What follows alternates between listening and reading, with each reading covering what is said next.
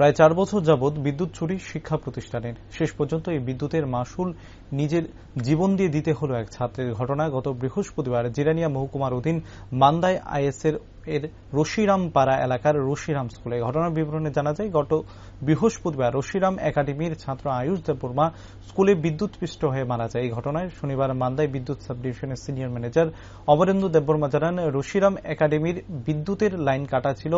21,093 টাকা বিদ্যুৎ মাশুল না দেওয়ার কারণে 11/3/2019 থেকে কিন্তু স্কুল কর্তৃপক্ষ হুক লাইনের মাধ্যমে বিদ্যুৎ চুরি করে স্কুল চালাতো এবং সেই হুক লাইনের বিদ্যুৎস্পৃষ্ট হয়ে মৃত্যু হয়েছে রশিরাম একাডেমির ছাত্র আয়ুষ দেববর্মার, যার বয়স মাত্র 12 বছর। রশিরাম একাডেমির বিদ্যুৎ চুরি এবং বিদ্যুৎ চুরির কারণে বিদ্যুৎস্পৃষ্ট হয়ে এক ছাত্র আয়ুষ দেববর্মার মৃত্যুর ঘটনাকে কেন্দ্র করে গোটা এলাকায় চরম ক্ষোভ বিরাজ করছে। অন্যদিকে মৃত ছাত্র 12 বছরের আয়ুষ দেববর্মার পরিবার সহ এলাকাবাসী সরকারের নিকট স্কুল কর্তৃপক্ষের বিরুদ্ধে কঠোর ব্যবস্থা গ্রহণ করার দাবি জানান।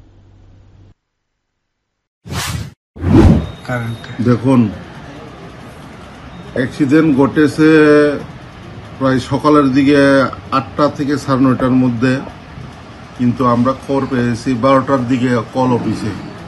অ্যাকর্ডিংলি আমি আমার ম্যানেজার ইঞ্জিনিয়ার উত্তম আর ইঞ্জিনিয়ার বুলন শাহকে পাঠিয়েছি। উনি ইনকোয়ারি করেছেন। ইনকোয়ারি করে জেনেছেন যে তাদের স্কুলে একটা কানেকশন আছে। সেই কানেকশনের আইডি নাম্বার হচ্ছে 100210602800। সেই কানেকশনটি ডিউজ থাকার কারণে, ডিউজ হচ্ছে 21,093 টাকা ডিউজ থাকার কারণে নোটিশ দিয়ে আমরা কাটিয়েছি। কাটার ডেট হচ্ছে 11/03/2019। সেই ডেটে কাটা হয়েছে। এরপরে আমরা কিছুই জানি না তারা কি করে জ্বালা, আমরা জানি না। এরপরে যখন আমরা ইনকোয়ারি করেছি বুলন বাবুকে পাঠিয়ে, তখন বুলন বাবু জেনেছে যে তারা হুক করে জ্বালায় এবং যে ইনসিডেন্টটি ঘটেছে সেটাও হুক লাইনের কারণেই হয়েছে। এবং হুক লাইন করলেও হতো না, কারণ যেখানে ইনসিডেন্ট ঘটেছে সেখানে তার জোড়া দেওয়া, সেখানে প্রপার ভাবে ইনসুলেশন দেওয়া হয়নি। এটা তো কই